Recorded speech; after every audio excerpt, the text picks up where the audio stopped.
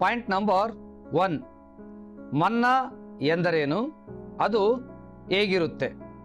Point number 2, ದೇವರು ಇಸ್ರೇಲರಿಗೆ ಮನ್ನವನ್ನು ಕೊಟ್ಟದ್ದು ಯಾವಾಗ, ಎಲ್ಲಿ, ಯಾಕೆ? ಪಾಯಿಂಟ್ ನಂಬರ್ 3, ದೇವರು ಮನ್ನಾದ ಮೂಲಕ ಮಾಡಿದ ಅದ್ಭುತಗಳು ಎಷ್ಟು? ಪಾಯಿಂಟ್ ನಂಬರ್ 4, ಕೆಟ್ಟು ಹೋದ ಮನ್ನಾ ಯಾವುದು, ಕೆಟ್ಟು ಹೋಗದೆ ಇದ್ದ ಮನ್ನಾ ಯಾವುದು? ಪಾಯಿಂಟ್ ನಂಬರ್ 5, ಇಸ್ರಾಯೇಲರು ಮನ್ನವನ್ನು ಎಷ್ಟು ವರ್ಷ ತಿಂದರು, ಅದು ಯಾವಾಗ ನಿಂತು ಹೋಯಿತು, ಎಲ್ಲಿ ನಿಂತು ಹೋಯಿತು, ಯಾಕೆ ನಿಂತು ಹೋಯಿತು?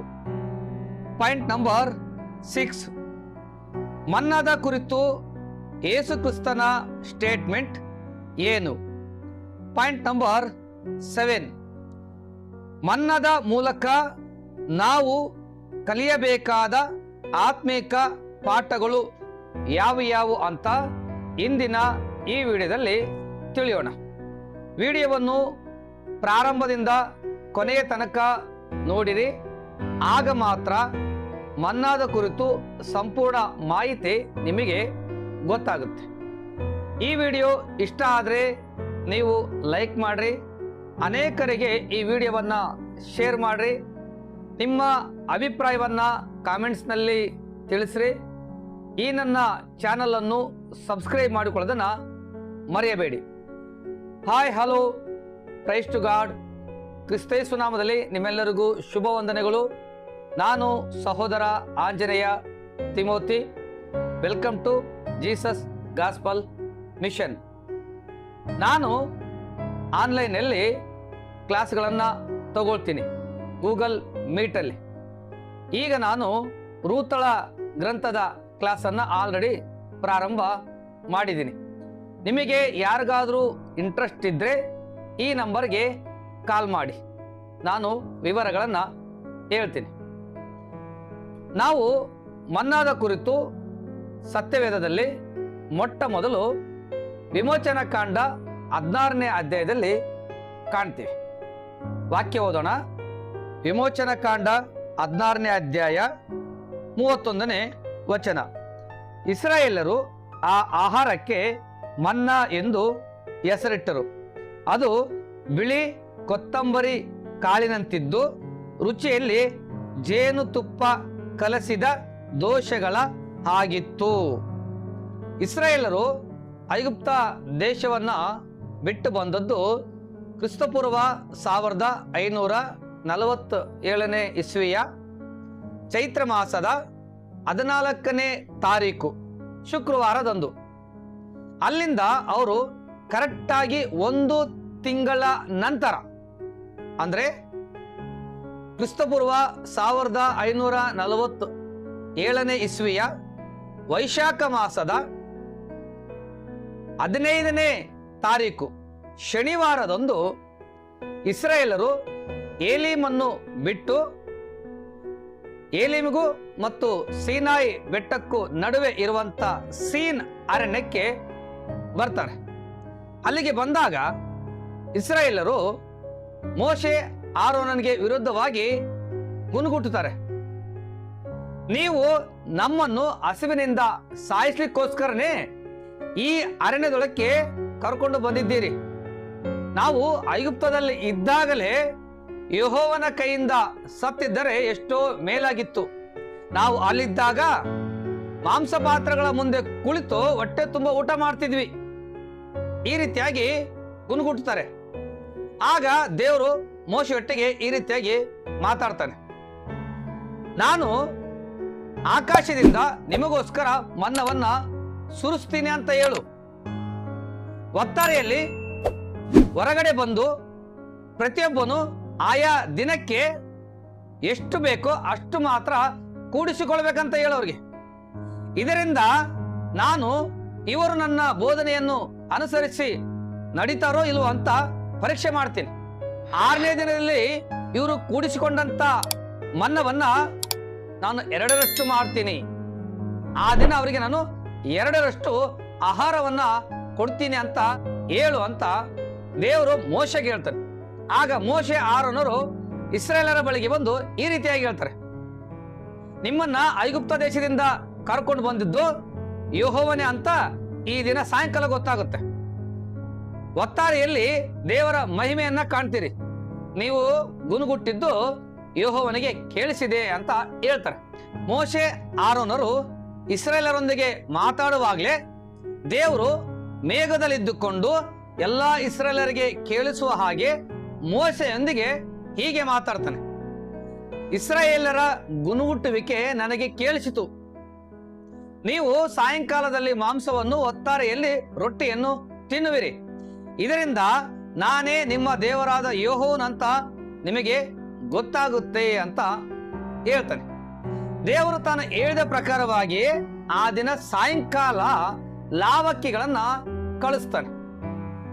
ಇದು ದೇವರು ಸೀನ್ ಅರಣ್ಯದಲ್ಲಿ ಮಾಡಿದ ಮೊದಲನೇ ಅದ್ಭುತ. ಒತ್ತಾರೆಯಲ್ಲಿ ಅಂದ್ರೆ ಮರುದಿನ ಒತ್ತಾರೆಯಲ್ಲಿ ದೇವರು ಮನ್ನವನ್ನ ಸುರಿಸ್ತಾನೆ.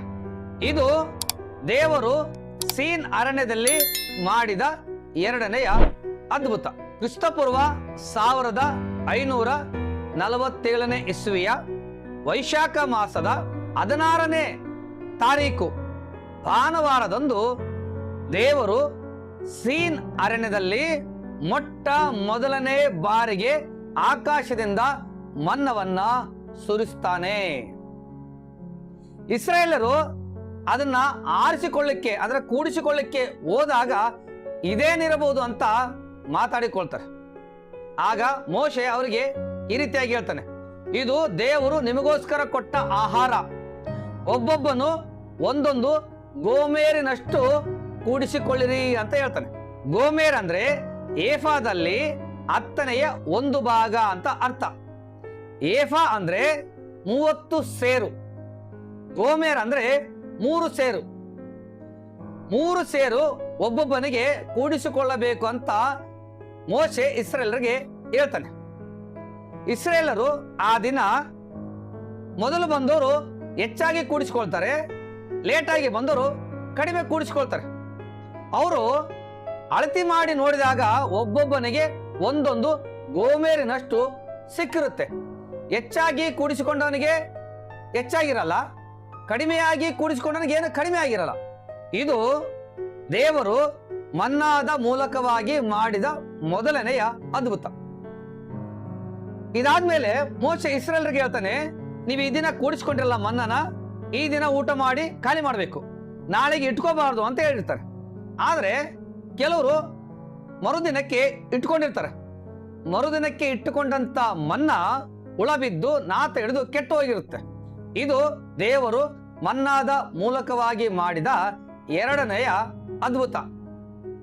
ಆ ದಿನದಿಂದ ಇಸ್ರಾಯೇಲರು ತಾವು ಕೂಡಿಸಿಕೊಂಡಂತ ಮನ್ನವನ್ನ ಮರುದಿನಕ್ಕೆ ಇಟ್ಟುಕೊಳ್ಳೋದನ್ನ ಬಿಟ್ಟು ಬಿಟ್ರು. ಪ್ರತಿದಿನ ಒತ್ತಾರೆಯಲ್ಲಿ ಇಸ್ರಾಯೇಲರು ಹೊರಗಡೆ ಹೋಗಿ ಅಂದ್ರೆ ಪಾಳೆಯದಿಂದ ಹೊರಗಡೆ ಹೋಗಿ ಮನ್ನವನ್ನ ಕೂಡಿಸಿಕೊಳ್ತಾ ಇದ್ರು. ಅದು ಬಿಸಿಲೇರಿದಾಗ ಕರಗಿ ಹೋಗ್ತಾ ಇತ್ತು. ಅಂದ್ರೆ ಬೆಳಿಗ್ಗೆ 6 ಗಂಟೆಯಿಂದ 9 ಗಂಟೆ ಒಳಗಡೆ ಮನ್ನ ಬೀಳ್ತಾ ಇತ್ತು. ಅಷ್ಟು ಒಳಗಡೆಯಾಗಿ ಇಸ್ರಾಯೇಲರು ಒಬ್ಬೊಬ್ಬನಿಗೆ ಒಂದೊಂದು ಗೋಮೇರಿನಷ್ಟು ಕೂಡಿಸಿಕೊಳ್ಬೇಕಾಗಿತ್ತು. ಬಿಸಿಲೇರಿದಾಗ ಅಂದ್ರೆ 9 ಗಂಟೆ ನಂತರ ಅದು ಕರಗಿ ಹೋಗ್ತಾ ಇತ್ತು. ಇದು ದೇವರು ಮನ್ನಾದ ಮೂಲಕವಾಗಿ ಮಾಡಿದ ಮೂರನೆಯ ಅದ್ಭುತ. ಹೀಗೆ ಅವರು ಭಾನುವಾರದಿಂದ ಗುರುವಾರದ ತನಕ ಪ್ರತಿದಿನ ಒತ್ತಾರೆಯಲ್ಲಿ ಮನ್ನವನ್ನ ಕೂಡಿಸಿಕೊಳ್ತಾ ಇದ್ರು. ಯಥಾ ಪ್ರಕಾರವಾಗಿ ಅವರು ಶುಕ್ರವಾರ ದಿನ ಕೂಡ ಅಂದ್ರೆ 6ನೇ ದಿನದಲ್ಲಿ ಕೂಡ ಮನ್ನವನ್ನ ಕೂಡಿಸಿಕೊಳ್ಳಲಿಕ್ಕೆ ಹೋದಾಗ ಒಬ್ಬೊಬ್ಬನಿಗೆ 6ನೇ ದಿನದಲ್ಲಿ 2 ಗೋಮೇರಿನಷ್ಟು ಮನ್ನ ಸಿಗುತ್ತೆ. ಇದು ದೇವರು ಮನ್ನಾದ ಮೂಲಕವಾಗಿ ಮಾಡಿದ 4ನೆಯ ಅದ್ಭುತ. ಈ ವಿಷಯವನ್ನ ಇಸ್ರಾಯೇಲರು ಮೋಶೆಗೆ ತಿಳಿಸ್ತಾರೆ. ಆಗ ಮೋಶೆ ಇಸ್ರಾಯೇಲರಿಗೆ ಈ ರೀತಿಯಾಗಿ ಹೇಳ್ತಾನೆ, ನಾಳೆ ದೇವರು ನೇಮಕ ಮಾಡಿದ ಪರಿಶುದ್ಧ ಸಬ್ಬತ್ ದಿನವಾಗಿದೆ. ಹಾಗಾಗಿ ಇವತ್ತು ನೀವು ಕೂಡಿಸಿಕೊಂಡಂತ ಮನ್ನವನ್ನ ಈ ದಿನ ಎಷ್ಟು ಬೇಕೋ ಅಷ್ಟು ಊಟ ಮಾಡಿ ನಾಳೆಗೆ 7ನೇ ದಿನಕ್ಕೆ ನೀವು ಮನ್ನವನ್ನ ಉಳಿಸಿಕೊಳ್ಳ್ರಿ.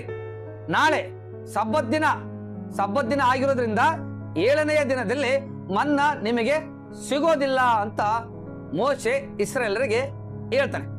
ಅದೇ ಪ್ರಕಾರವಾಗಿ ಇಸ್ರಾಯೇಲರು ಆ ದಿನ ಊಟ ಮಾಡಿ ಮಿಕ್ಕದ್ದನ್ನ 7ನೇ ದಿನಕ್ಕೆ ಉಳಿಸಿಕೊಳ್ತಾರೆ. ಆ 7ನೇ ದಿನಕ್ಕೆ ಇಟ್ಟುಕೊಂಡಿದ್ದಂತ ಮನ್ನ ಹುಳ ಬಿದ್ದು ನಾತ ಹಿಡಿದು ಕೆಟ್ಟು ಹೋಗಿರಲ್ಲ. ಇದು ದೇವರು ಮನ್ನಾದ ಮೂಲಕವಾಗಿ ಮಾಡಿದ 5ನೆಯ ಅದ್ಭುತ. ಆದರೂ ಕೂಡ ಇಸ್ರಾಯೇಲರಲ್ಲಿ ಕೆಲವರು 7ನೇ ದಿನ ಮನ್ನವನ್ನ ಕೂಡಿಸ್ಲಿಕ್ಕೆ ಪಾಳೆಯದಿಂದ ಹೊರಗಡೆ ಬಂದಿರ್ತಾರೆ. ಆ ದಿನ ಅವರಿಗೆ ಮನ್ನ ಸಿಗಲಿಲ್ಲ. ಇದು ದೇವರು ಮನ್ನಾದ ಮೂಲಕವಾಗಿ ಮಾಡಿದ 6ನೆಯ ಅದ್ಭುತ. ಆಗ ದೇವರು ಮೋಶೆಯೊಟ್ಟಿಗೆ ಮಾತಾಡಿ ಎಲ್ಲರಿಗೂ ಕೇಳಿಸೋ ತರ ಈ ರೀತಿಯಾಗಿ ಹೇಳ್ತಾನೆ, ನೀವು ಎಲ್ಲಿಯವರೆಗೆ ನಾನು ಮಾಡಿದ ಆಜ್ಞೆಯನ್ನು ನಿಯಮವನ್ನು ಅಲಕ್ಷ್ಯ ಮಾಡ್ತೀರಿ? ನೀವು 7ನೇ ದಿನದಲ್ಲಿ ನನ್ನನ್ನು ಆರಾಧಿಸಬೇಕಂತಾನೆ 6ನೇ ದಿನದಲ್ಲೇ 2ರಷ್ಟು ನಿಮಗೆ ಆಹಾರವನ್ನು ಕೊಟ್ಟೆನಲ್ಲ. ಇನ್ನು ಮುಂದೆ ನೀವು 7ನೇ ದಿನದಲ್ಲಿ ನನ್ನನ್ನು ಆರಾಧಿಸಬೇಕು. 7ನೇ ದಿನದಲ್ಲಿ ಒಬ್ಬನು ಕೂಡ ಪಾಳ್ಯವನ್ನು ಬಿಟ್ಟು ಹೊರಗೆ ಹೋಗಬಾರದು ಅಂತ ಆಜ್ಞೆ ಮಾಡ್ತಾನೆ. ನೀವು ಗಮನಿಸ್ರಿ, ಆದಿಕಾಂಡ 1ನೇ ಅಧ್ಯಾಯದಲ್ಲಿ 2ನೇ ಅಧ್ಯಾಯದಲ್ಲಿ 1ನೇ ಅಧ್ಯಾಯದಲ್ಲಿ ದೇವರು 6 ದಿನಗಳ ತನಕ ಸೃಷ್ಟಿನ ಉಂಟು ಮಾಡ್ತಾನೆ. 7ನೇ ದಿನದಲ್ಲಿ ದೇವರು ವಿಶ್ರಮಿಸಿಕೊಂಡು ಆ ದಿನವನ್ನ ಪರಿಶುದ್ಧ ದಿನವಾಗ್ಲಂತ ಆಶೀರ್ವಾದ ಮಾಡ್ತಾನೆ. ಇಲ್ಲಿ ಇಸ್ರಾಯೇಲರಿಗೂ ಕೂಡ 7ನೇ ದಿನ ಪರಿಶುದ್ಧವಾದ ದಿನ, ನನ್ನ ಆರಾಧನೆಯ ದಿನ.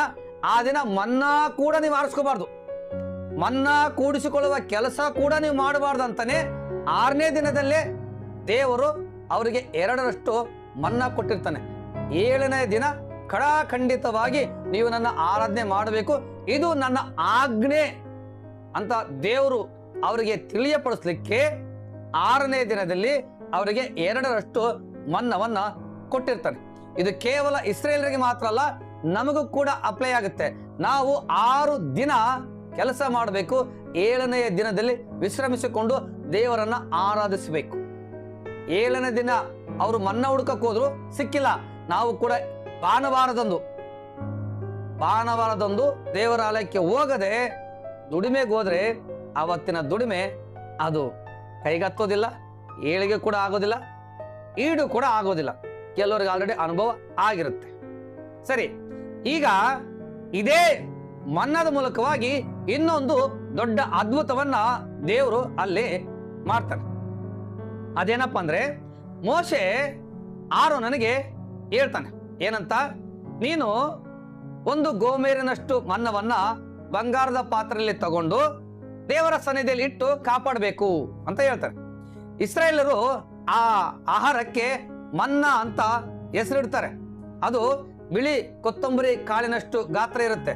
ನಿಮಗೆ ಅರ್ಥ ಆಗೋ ತರ ಹೇಳ್ಬೇಕಂದ್ರೆ, ಸಬ್ಬಕ್ಕಿ ಗೊತ್ತಲ್ಲ, ಬಿಳಿ ಸಬ್ಬಕ್ಕಿ ಅಷ್ಟು ಗಾತ್ರ ಇರುತ್ತೆ. ಅದು ರುಚಿಯಲ್ಲಿ ಹೇಗಿರುತ್ತಪ್ಪ ಅಂದ್ರೆ, ತುಪ್ಪ ಕಲಿಸಿದ ದೋಷಗಳಷ್ಟು ರುಚಿ ಇರುತ್ತಂತ ವಾಕ್ಯ ಹೇಳುತ್ತೆ. ಮೋಶೆ ಹೇಳಿದ ಪ್ರಕಾರವಾಗಿ ಒಂದು ಬಂಗಾರದ ಪಾತ್ರೆಯಲ್ಲಿ ಆರೋನ ಒಂದು ಗೋಮೇರಿನಷ್ಟು ಮನ್ನವನ್ನ ಎತ್ತಿಡ್ತಾನೆ. ಅದನ್ನ ಈ ಮಂಜೂಷ ತಯಾರು ಮಾಡ್ತಾರಲ್ಲ, ಮಂಜೂಷ ತಯಾರು ಮಾಡಿದ ಮೇಲೆ ಆ ಮಂಜೂಷದಲ್ಲಿ ದೇವರ 10 ಆಜ್ಞೆಗಳ 2 ಕಲ್ಲಿನ ಹಲಿಗೆಗಳನ್ನ, ಮತ್ತೆ ಚಿಗುರಿದ ಆರೋನನ ಕೋಲನ್ನು, ಮತ್ತೆ ಬಂಗಾರದ ಪಾತ್ರೆಯಲ್ಲಿ ಒಂದು ಗೋಮೇರಿನಷ್ಟು ಮನ್ನವನ್ನ ಹಾಕಿ ಅದನ್ನು ಸಹ ದೇವರ ಮಂಜೂಷದಲ್ಲಿ ಇಟ್ಟು ಆ ಮಂಜೂಷದ ಮೇಲೆ ಕೃಪಾಸನವನ್ನು ಇಟ್ಟು ಮುಚ್ಚಿಬಿಡ್ತಾರೆ. ಇಲ್ಲಿ ಒಂದು ವಿಷಯ ನಾವು ಗಮನಿಸಬೇಕು. 40 ವರ್ಷ ಇಸ್ರಾಯೇಲರು ಮನ್ನವನ್ನ ಊಟ ಮಾಡಿದ್ರು. 40 ವರ್ಷದ ತನಕ ಈ ಮಂಜೂಷದಲ್ಲಿ ಇಟ್ಟಿದ್ದಂತ ಮನ್ನ, ಬಂಗಾರದ ಪಾತ್ರೆಯಲ್ಲಿ ಇಟ್ಟಂತ ಒಂದು ಗೋಮೇರಿನಷ್ಟು ಮನ್ನ, ಅದು ಹುಳ ಬಿದ್ದು ನಾತ ಹಿಡಿದು ಕೆಟ್ಟು ಹೋಗ್ಲಿಲ್ಲ. ಇದು ದೇವರು ಮನ್ನಾದ ಮೂಲಕವಾಗಿ ಮಾಡಿದ 7ನೇ ಅದ್ಭುತ. ಯೋಚನೆ ಮಾಡ್ರಿ, ಮಂಜೂಷದಲ್ಲಿಟ್ಟಂತ ಮನ್ನ ಕೆಟ್ಟೋಗಿಲ್ಲ. ಇಲ್ಲಿ ಮಂಜೂಷದಲ್ಲಿಟ್ಟಂತ ಮನ್ನ 40 ವರ್ಷ ಕೆಟ್ಟೋಗಿಲ್ಲ. ಇದನ್ನ ಯಾಕೆ ಹೇಳ್ತೇನೆ ಅಂದ್ರೆ, ದೇವರ ಸನ್ನಿಧಿಯಲ್ಲಿ ಯಾವುದು ಕೂಡ ಕೆಟ್ಟು ಹೋಗಲ್ಲ. ದೇವರ ಸನ್ನಿಧಿಯಲ್ಲಿ ಕೆಟ್ಟದ್ದು ಯಾವುದು ಕೂಡ ಇರಲ್ಲ. ಅದಕ್ಕೆ ಇದು ಸೂಚನೆ. ನಾವು ಪರಲೋಕಕ್ಕೆ ಹೋದಾಗ ಬಂಗಾರದ ತಟ್ಟೆಯಲ್ಲಿ ಊಟ ಮಾಡ್ತೀವಿ. ಮನ್ನ ಊಟ ಮಾಡ್ತೀವಿ ಅಂತ ನಾನು ಹೇಳಲ್ಲ. ನೂತನ ಆಕಾಶ ನೂತನ ಭೂಮಂಡಲ ಉಂಟಾದಾಗ ಹೊಸ ಎರುಸಲೇಮಿನಲ್ಲಿ ನಾವು ವಾಸ ಮಾಡ್ತೀವಲ್ಲ, ಆಗ ದೇವರು ಯಾವ ಆಹಾರ ಕೊಡ್ತಾನೋ ಗೊತ್ತಿಲ್ಲ. ಆದ್ರೆ ಬಂಗಾರದ ಬೀದಿಯಲ್ಲಿ ಇರ್ತೀವಿ, ಬಂಗಾರದ ತಟ್ಟೆಯಲ್ಲಿ ಊಟ ಮಾಡ್ತೀವಿ, ಬಂಗಾರದ ಲೋಟದಲ್ಲಿ ನೀರು ಕುಡಿತೀವಿ. ಮಂಜೂಷ ಅಂತಕ್ಕಂಥದ್ದು ದೇವರ ಸನ್ನಿಧಿಗೆ ಅದು ಸಾದೃಶ್ಯವಾಗಿದೆ, ಗುರುತಾಗಿದೆ. ಇಸ್ರಾಯೇಲರು ಐಗುಪ್ತ ದೇಶವನ್ನ ಬಿಟ್ಟು ಕಾನಾನ್ ದೇಶ ಸೇರ್ತಾರಲ್ಲ, 40 ವರ್ಷ ಅವರು ಪ್ರಯಾಣ ಮಾಡ್ತಾರೆ. 40 ವರ್ಷ ದೇವರು ಇಸ್ರಾಯೇಲರಿಗೆ ಮನ್ನವನ್ನ ಊಟ ಮಾಡ್ಲಿಕ್ಕೆ ಕೊಡ್ತಾನೆ. ಅವರು ಅವಿದ್ಯರಾದ್ರೂ ಕೊಡ್ತಾನೆ. ಅಪನಂಬಿಕೆ ಅವರು ಪಟ್ಟರು ಕೂಡ ದೇವರು ಮನ್ನ ಸುರಿಸೋದನ್ನ ಮಾತ್ರ ನಿಲ್ಲಿಸಿಲ್ಲ. ಎರಡನೇದು, 40 ವರ್ಷ ಇಸ್ರಾಯೇಲರು ಅರಣ್ಯ ಪ್ರಯಾಣದಲ್ಲಿ ತಮ್ಮ ಮೈ ಮೇಲೆ ಉಟ್ಟುಕೊಂಡಿದ್ದಂತ ಉಡುಪುಗಳು ಜೀರ್ಣವಾಗದಂತೆ ದೇವರು ಕಾಪಾಡಿದ್ದ. ಮೂರನೇದು, ಇಸ್ರಾಯೇಲರು 40 ವರ್ಷ ಅರಣ್ಯ ಪ್ರಯಾಣದಲ್ಲಿ ನಡೆದ್ರು.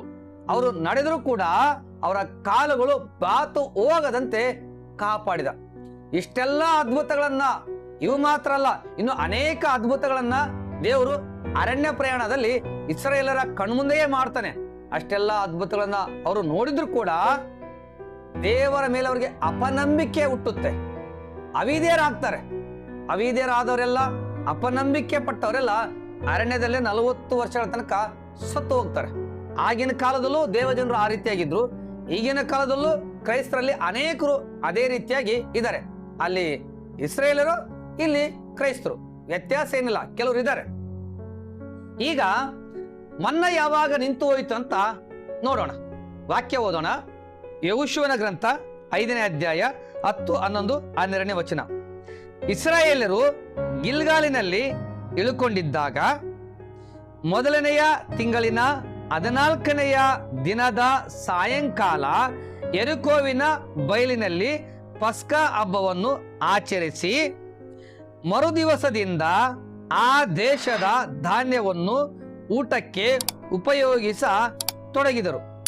ಹೇಗೆಂದರೆ ಅದೇ ದಿನದಲ್ಲಿ ಅವರು ಹುಳಿ ಇಲ್ಲದ ರೊಟ್ಟಿಗಳನ್ನು ಸುಟ್ಟು ತೆನೆಗಳನ್ನು ತಿಂದರು. ಆ ದೇಶದ ಹುಟ್ಟುವಳಿಯನ್ನು ಊಟ ಮಾಡಿದ ಮರುದಿವಸವೇ ಮನ್ನವು ನಿಂತು ಹೋಯಿತು. ಅದು ಅವರಿಗೆ ತಿರುಗಿ ಸಿಕ್ಕಲೇ ಇಲ್ಲ.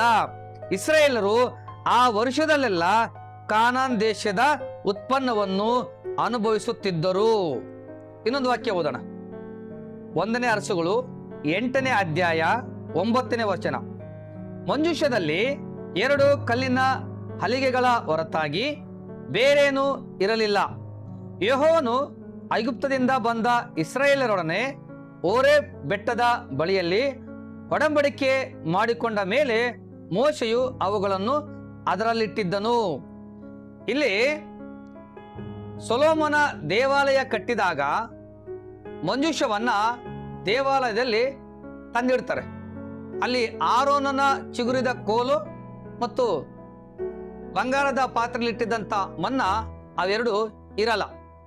ನಾನೀಗ ಮನ್ನದ ಕುರಿತಾಗಿ ಮಾತ್ರ ಮಾತಾಡ್ತಾ ಇದ್ದೀನಿ. ಮನ್ನ ಯಾವಾಗ ನಿಂತು ಹೋಯ್ತಪ್ಪ ಅಂದ್ರೆ, ಇಸ್ರಾಯೇಲರು ಯೊರ್ದಾನ್ ಹೊಳೆಯನ್ನ ದಾಟಿ ಗಿಲ್ಗಾಲಿನಲ್ಲಿ ಇದ್ದಾಗ, ಯೆರಿಕೋ ಕೋಟೆ ಸಮೀಪದಲ್ಲಿ ಗಿಲ್ಗಾಲಿನಲ್ಲಿ ಇದ್ದಾಗ, ಯೆರಿಕೋವಿನ ಬಯಲಿನಲ್ಲಿ ಅವರು ಪಸ್ಕ ಹಬ್ಬವನ್ನ ಆಚರಣೆ ಮಾಡ್ತಾರೆ. ಯಾವಾಗ ಆಚರಣೆ ಮಾಡ್ತಾರೆ? ಚೈತ್ರ ಮಾಸದ 14ನೇ ತಾರೀಕು ಸಾಯಂಕಾಲ. ಅವತ್ತು ಅವರು ಆಚರಣೆ ಮಾಡಿದಾಗ ನೆಕ್ಸ್ಟ್ ದಿನ ಅವರು ಆ ದೇಶದ ಉತ್ಪನ್ನವನ್ನ ತಿಂತಾರೆ. ಅಂದ್ರೆ 14ನೇ ದಿನ ಅಂದ್ರೆ ಗುರುವಾರ ಸಾಯಂಕಾಲದಿಂದ ಶುಕ್ರವಾರ ಸಾಯಂಕಾಲದ ತನಕ ಅದು 14ನೇ ದಿನ. ಇವರು ಗುರುವಾರ ಸಾಯಂಕಾಲ 6 ಗಂಟೆ ನಂತರ ಅದು ಶುಕ್ರವಾರ 14ನೇ ದಿನಕ್ಕೆ ಬರುತ್ತದು. ಆ ದಿನ ಅವರು ಪಸ್ಕ ಹಬ್ಬ ಆಚರಣೆ ಮಾಡಿದ್ರು. ಹುಳಿ ಇಲ್ಲದ ರೊಟ್ಟಿಯನ್ನ, ಪಸ್ಕ ಕುರಿಯನ್ನ ಊಟ ಮಾಡಿದ್ರು. ಮರುದಿನ ಬೆಳಿಗ್ಗೆ ಅಂದ್ರೆ ಶನಿವಾರ ಆ ದೇಶದ ಹುಟ್ಟುವಳಿಯನ್ನ ತಿಂತಾರೆ. ತಿಂದಾಗ ಅವತ್ತೇ ಮನ್ನಾ ಅವರಿಗೆ ನಿಂತೋಗುತ್ತೆ. ಅಂದ್ರೆ ಕ್ರಿಸ್ತಪೂರ್ವ 1007ನೇ ಇಸ್ವಿಯ ಚೈತ್ರ ಮಾಸದ 15ನೇ ತಾರೀಕಿನಂದು ಮನ್ನಾ ನಿಂತು ಹೋಗುತ್ತೆ. ಇದು ದೇವರು ಮನ್ನಾದ ಮೂಲಕವಾಗಿ ಮಾಡಿದ 8ನೆಯ ಅದ್ಭುತ. ದೇವರು ಇಸ್ರಾಯೇಲರಿಗೆ ಮನ್ನಾ ಕೊಡಲು ಕಾರಣಗಳು ಏನು ಅಂತ ನೋಡೋಣ. ಪಾಯಿಂಟ್ ನಂಬರ್ 1, ಇಸ್ರಾಯೇಲರಿಗೆ ಆಹಾರಕ್ಕಾಗಿ ದೇವರು ಮನ್ನಾವನ್ನ ಕೊಟ್ಟ. ಪಾಯಿಂಟ್ ನಂಬರ್ 2, ದೇವರ ಆಜ್ಞೆಯನ್ನ ಅನುಸರಿಸಿ ನಡೆಯುತ್ತಾರೋ ಇಲ್ಲವೋ ಅಂತ ಪರೀಕ್ಷೆ ಮಾಡಲಿಕ್ಕೆ ದೇವರು ಇಸ್ರಾಯೇಲರಿಗೆ ಮನ್ನವನ್ನ ಕೊಟ್ಟನು. ಪಾಯಿಂಟ್ ನಂಬರ್ 3, ಇಸ್ರಾಯೇಲರ ವಿಧೇಯತ್ವ ಪರೀಕ್ಷಿಸಲು ದೇವರು ಮನ್ನವನ್ನ ಕೊಟ್ಟನು. ಪಾಯಿಂಟ್ ನಂಬರ್ 4, ಇಸ್ರಾಯೇಲರ ನಂಬಿಕೆಯನ್ನು ಪರೀಕ್ಷಿಸಲು. ಪಾಯಿಂಟ್ ನಂಬರ್ 5, ಐಗುಪ್ತ ದೇಶದಿಂದ ಇಸ್ರಾಯೇಲರನ್ನ ಬಿಡಿಸಿಕೊಂಡು ಬಂದದ್ದು ಯೆಹೋವನೇ ಅಂತ ಅವರಿಗೆ ಮನವರಿಕೆ ಮಾಡಲು ದೇವರು ಅರಣ್ಯ ಪ್ರಯಾಣದಲ್ಲಿ ಅವರಿಗೆ ಉಣ್ಣಲಿಕ್ಕೆ ಮನ್ನವನ್ನ ಕೊಟ್ಟನು. ಪಾಯಿಂಟ್ ನಂಬರ್ 6, ದೇವರು ತನ್ನ ಮಹಿಮೆಯನ್ನ ಇಸ್ರಾಯೇಲರಿಗೆ ತೋರಿಸಲು ಮನ್ನವನ್ನ ಸುರಿಸಿದ. ಪಾಯಿಂಟ್ ನಂಬರ್ 7, ಯೆಹೋವನೆಂಬ ನಾನೇ ನಿಮ್ಮ ದೇವರು ಅಂತ ಇಸ್ರಾಯೇಲರಿಗೆ ಖಚಿತಪಡಿಸಲು ದೇವರು ಅರಣ್ಯ ಪ್ರಯಾಣದಲ್ಲಿ ಇಸ್ರಾಯೇಲರಿಗೆ ಮನ್ನವನ್ನ ಊಟ ಮಾಡಲಿಕ್ಕೆ ಕೊಟ್ಟನು. ಈಗ ಮನ್ನಾ ವರ್ಸಸ್ ಯೇಸು ಇದರ ಕುರಿತಾಗಿ ನೋಡೋಣ. ಪಾಯಿಂಟ್ ನಂಬರ್ 1, ಮನ್ನಾ ದೇವರು ಇಸ್ರಾಯೇಲರಿಗಾಗಿ ಆಕಾಶದಿಂದ ಸುರಿಸಿದ ಆಹಾರ. ಯೇಸು ದೇವರೇ ಯೇಸು ಎಂಬ ಹೆಸರಲ್ಲಿ ಮನುಷ್ಯ ಕುಮಾರನಾಗಿ ಎಲ್ಲಾ ಮನುಷ್ಯರಿಗೋಸ್ಕರ ಪರಲೋಕದಿಂದ ಬಂದಂತ ರೊಟ್ಟಿ. ಪಾಯಿಂಟ್ ನಂಬರ್ 2, ಮನ್ನಾ ಅರಣ್ಯದಲ್ಲಿ ಇಸ್ರಾಯೇಲರು ಬದುಕಲಿಕ್ಕೆ ದೇವರು ಅವರಿಗೆ ಕೊಟ್ಟ. ಯೇಸು ಎಲ್ಲ ಮನುಷ್ಯರು ಸದಾ ಕಾಲ ಬದುಕಬೇಕಂತ ತನ್ನ ಪ್ರಾಣವನ್ನೇ ಕೊಟ್ಟು ತನ್ನ ದೇಹವನ್ನ ರೊಟ್ಟಿಯಾಗಿ ಕೊಟ್ಟನು. ಪಾಯಿಂಟ್ ನಂಬರ್ 3, ಮನ್ನಾ ಇಸ್ರಾಯೇಲರಿಗೆ ಶಾರೀರಿಕ ಆಹಾರವಾಗಿತ್ತು. ಯೇಸು ಎಲ್ಲ ಮನುಷ್ಯರಿಗೆ ಆತ್ಮಿಕ ಆಹಾರವಾಗಿದ್ದಾನೆ. ಪಾಯಿಂಟ್ ನಂಬರ್ 4, ಮನ್ನಾ ಸ್ವರ್ಗದ ಧಾನ್ಯ, ದೇವದೂತರು ತಿನ್ನುತ್ತಿದ್ದಂತ ಆಹಾರ. ಯೇಸು ತನ್ನ ದೇಹವನ್ನೇ ಅಂದ್ರೆ ತನ್ನ ಮಾಂಸವನ್ನೇ ನಮಗೆ ಆಹಾರವಾಗಿ ಕೊಟ್ಟನು. ಪಾಯಿಂಟ್ ನಂಬರ್ 5, ಮನ್ನಾ ತಾತ್ಕಾಲಿಕ ಆಹಾರ. ಮನ್ನಾ ತಿಂದ ಇಸ್ರಾಯೇಲರು ಅರಣ್ಯದಲ್ಲೇ ಸತ್ತು ಹೋದರು. ಯೇಸು ಶಾಶ್ವತವಾದ ಆಹಾರ. ಯೇಸುವನ್ನು ಅಂದರೆ ವಾಕ್ಯವನ್ನು ತಿನ್ನುವ ಪ್ರತಿಯೊಬ್ಬನು ಎಂದಿಗೂ ಸಾಯುವುದಿಲ್ಲ. ಪಾಯಿಂಟ್ ನಂಬರ್ 6, ದೇವರು ಇಸ್ರಾಯೇಲರೊಂದಿಗೆ ಮನ್ನಾದ ಮೂಲಕ ಒಡಂಬಡಿಕೆ ಮಾಡಿಕೊಂಡಿದ್ದ. ಯೇಸು ತನ್ನ ದೇಹವೆಂಬ ರೊಟ್ಟಿಯನ್ನು ತನ್ನ ರಕ್ತವನ್ನು ಕೊಟ್ಟು ನಮ್ಮೊಂದಿಗೆ ಒಡಂಬಡಿಕೆಯನ್ನು ಮಾಡಿಕೊಂಡನು. ಪಾಯಿಂಟ್ ನಂಬರ್ 7, ಇಸ್ರಾಯೇಲರಿಗೆ ತನ್ನ ಮಹಿಮೆಯನ್ನು ತೋರ್ಪಡಿಸಲಿಕ್ಕಾಗಿ ದೇವರು ಅರಣ್ಯದಲ್ಲಿ ಮನ್ನವನ್ನ ಸುರಿಸಿದನು. ದೇವರು ಲೋಕಕ್ಕೆ ತನ್ನ ಮಹಿಮೆಯನ್ನ ತೋರಿಸಲಿಕ್ಕಾಗಿ ಯೇಸು ಎಂಬ ಹೆಸರಲ್ಲಿ ತಾನೇ ಮನುಷ್ಯಕುಮಾರನಾಗಿ ಬಂದನು. ಪಾಯಿಂಟ್ ನಂಬರ್ 8, ದೇವರು ಮನ್ನಾ ಕೊಟ್ಟು ಇಸ್ರಾಯೇಲರ ಪ್ರಾಣವನ್ನ ಉಳಿಸಿದನು. ಯೇಸು ತನ್ನ ಪ್ರಾಣವನ್ನು ಕೊಟ್ಟು ನಮ್ಮ ಪ್ರಾಣವನ್ನ ರಕ್ಷಿಸಿದನು. ಪಾಯಿಂಟ್ ನಂಬರ್ 9, ಮನ್ನಾ ನಿಂತು ಹೋಯಿತು. ಯೇಸು ಎಂಬ ವಾಕ್ಯ ಎಂದಿಗೂ ಅಳಿದು ಹೋಗುವುದಿಲ್ಲ, ಅದು ನಿಂತು ಹೋಗುವುದಿಲ್ಲ. ಪಾಯಿಂಟ್ ನಂಬರ್ 10, ಇಸ್ರಾಯೇಲರು ಮನ್ನವನ್ನ ಸ್ವೀಕರಿಸಿದರು. ಇಸ್ರಾಯೇಲರು ಯೇಸುವನ್ನ ನಿರಾಕರಿಸಿದರು. ಈಗ ನಾವು ಮನ್ನಾದ ಮೂಲಕ ಕಲಿಯಬೇಕಾದ ಆತ್ಮಿಕ ಪಾಠಗಳು ಯಾವ್ಯಾವ ಅಂತ ಕಲಿಯೋಣ. ಇಸ್ರಾಯೇಲರು ಅರಣ್ಯ ಪ್ರಯಾಣದಲ್ಲಿ ಪ್ರಯಾಣ ಮಾಡುವಾಗ ಅವರಿಗೆ ಆಹಾರದ ಅಗತ್ಯತೆ ಇರುತ್ತೆ. ದೇವರು ಅಗತ್ಯಕ್ಕೆ ತಕ್ಕಂತೆ ತಕ್ಕ ಸಮಯದಲ್ಲಿ ಇಸ್ರಾಯೇಲರಿಗೆ ಮನ್ನವನ್ನ ಕೊಟ್ಟು ಅವರಿಗೆ ಆಹಾರದ ಕೊರತೆಯನ್ನ ನೀಗಿಸ್ತಾನೆ. ಅದೇ ಪ್ರಕಾರವಾಗಿ ನಾವು ಯೇಸು ಕ್ರಿಸ್ತನನ್ನ ನಂಬಿದೀವಿ. ಆತನೇ ಅಲ್ಲಿ ಇಸ್ರಾಯೇಲರಿಗೆ ಮನ್ನಾ ಕೊಟ್ಟಿದ್ದು, ಇಲ್ಲಿ ಕೂಡ ಆತನೇ ನಮ್ಮ ಅಗತ್ಯತೆಗಳನ್ನ ಪೂರೈಸುವಾತಾಗಿದ್ದಾನೆ. ನಮಗೆ ಕೊರತೆ ಇದ್ದಾಗ ತಕ್ಕ ಸಮಯದಲ್ಲಿ ಆತ ನಮ್ಮ ಕೊರತೆಗಳನ್ನ ನೀಗಿಸ್ತಾನೆ, ಅಗತ್ಯತೆಗಳನ್ನ ಒದಗಿಸ್ತಾನೆ. ನಮಗೆ ನಂಬಿಕೆ ಆತನ ಮೇಲಿರಬೇಕು. ಎರಡನೇದು, ದೇವರು ಇಸ್ರಾಯೇಲರನ್ನ ಐಗುಪ್ತ ದೇಶದಿಂದ ಮತ್ತು ಫರೋನನ ಕೈಯಿಂದ ಬಿಡಿಸಿಕೊಂಡು ಕಾನಾನ್ ದೇಶಕ್ಕೆ ಕರ್ಕೊಂಡು ಬರ್ತಾನೆ. ಅದೇ ಪ್ರಕಾರವಾಗಿ ಇಲ್ಲಿ ಯೇಸು ನಮ್ಮನ್ನ ಪಾಪದಿಂದ, ಲೋಕದಿಂದ, ಶಾಪದಿಂದ, ಮರಣದಿಂದ, ಅದರ ಜೊತೆಗೆ ಸೈತಾನನ ಕೈಯಿಂದ ಬಿಡಿಸಿ ರಕ್ಷಿಸ್ತಾನೆ. ಅದಲ್ಲದೆ ನಮ್ಮನ್ನ ಆತನೇ ಪರಲೋಕಕ್ಕೆ ಕರಕೊಂಡು ಹೋಗ್ತಾನೆ. ಈಗ ಮೂರನೇದು, ಅಲ್ಲಿ ಇಸ್ರಾಯೇಲರು ಮನ್ನವನ್ನ ಬೊಗ್ಗಿ ಕೂಡಿಸ್ಕೊಳ್ತಾ ಇದ್ರು. ಯಾಕಂದ್ರೆ ದೇವರು ಮನ್ನವನ್ನ ಆಕಾಶದಿಂದ ಸುರಿಸ್ತಾ ಇದ್ದ, ಅದು ನೆಲದ ಮೇಲೆ ಹರಡಿಕೊಂಡಿರ್ತಿತ್ತು. ಇಸ್ರಾಯೇಲರು ಹೋಗಿ ಕೊತ್ತಂಬರಿ ಕಾಳಿನಷ್ಟು ಚಿಕ್ಕದಿದ್ದಂತ ಆ ಮನ್ನವನ್ನ ಕೂಡಿಸ್ಕೊಳ್ತಾ ಇದ್ರು. ಇಲ್ಲಿ ಯೇಸು ಸ್ವಾಮಿ ಪರಲೋಕದಿಂದ ಭೂಲೋಕಕ್ಕೆ ಬಂದು ಆತನು ಕೂಡ ದಾಸನಂತೆ ತನ್ನನ್ನು ತಾನು ತಗ್ಗಿಸಿಕೊಂಡು ನಮಗೋಸ್ಕರ ಮರಣ ಹೊಂದಿದ. ಯೇಸು ಯಾವ ರೀತಿಯಾಗಿ ತಗ್ಗಿಸಿಕೊಂಡು ಅಲ್ಲಿ ಇಸ್ರಾಯೇಲರು ತಾವು ಬೊಗ್ಗಿ ದೀನರಾಗಿ ಆ ಮನ್ನವನ್ನ ಆರಿಸಿಕೊಂಡ್ರು, ಅದೇ ರೀತಿಯಾಗಿ ನಾವು ಕೂಡ ನಮ್ಮನ್ನು ಹೆಚ್ಚಿಸಿಕೊಳ್ಳದೆ ದೀನರಾಗಿ ನಮ್ಮನ್ನು ತಗ್ಗಿಸಿಕೊಂಡು ಕ್ರಿಸ್ತನ ಮಾರ್ಗದಲ್ಲಿ ನಡಿಬೇಕು ಅಂತ ಅರ್ಥ. ಈಗ ನಾಲ್ಕನೇದು, ಇಸ್ರಾಯೇಲರು ಪ್ರತಿದಿನ ಒತ್ತಾರೆಯಲ್ಲಿ ಹೋಗಿ ಮನ್ನವನ್ನ ಕೂಡಿಸ್ಕೊಳ್ತಾ ಇದ್ರು. 6 ಗಂಟೆಯಿಂದ 9 ಗಂಟೆ ಒಳಗಡೆ ಹೋಗಿ ಅವರು ಮನ್ನವನ್ನ ಕೂಡಿಸ್ಕೊಳ್ಬೇಕಾಯಿತು. ಅದು ಅವರ ಆಹಾರ. ಈಗ ನಮ್ಮ ಆಹಾರ ಯಾವುದು? ದೇವರ ವಾಕ್ಯ ಆಗಿದೆ. ಪ್ರತಿದಿನ ಬೆಳಿಗ್ಗೆ ಕ್ರೈಸ್ತರಾದವರು ಅಂದ್ರೆ ನಾವುಗಳು ವಾಕ್ಯ ಧ್ಯಾನ ಮಾಡಬೇಕು. ದೇವರ ವಾಕ್ಯವೇ ನಮಗೆ ಆಹಾರವಾಗಿದೆ. ಬದುಕಿಸುವಂಥದ್ದು ಆತ್ಮವೇ, ಮಾಂಸವು ಯಾವುದಕ್ಕೂ ಬರುವುದಿಲ್ಲ. ನಾನು ನಿಮಗೆ ಹೇಳುವ ಮಾತುಗಳೇ ಆತ್ಮವಾಗಿಯೂ ಜೀವವಾಗಿಯೂ ಅವೇ ಅಂತ ಯೇಸು ಸ್ವಾಮಿ ಹೇಳ್ತಾನೆ. ಯಾರು ಸತ್ಯವೇದವನ್ನ ಓದುತ್ತಾರೋ, ದೇವರ ವಾಕ್ಯವನ್ನ ಕೇಳ್ತಾರೋ, ಅವುಗಳನ್ನ ಕೈಗೊಂಡು ನಡೀತಾರೋ ಅಂಥವರಿಗೆ ಜೀವ ಉಂಟು ಅಂತ ಅರ್ಥ. ದೇವರು ನಿಮ್ಮೆಲ್ಲರನ್ನ ಆಶೀರ್ವಾದ ಮಾಡಲಿ. Praise the lord.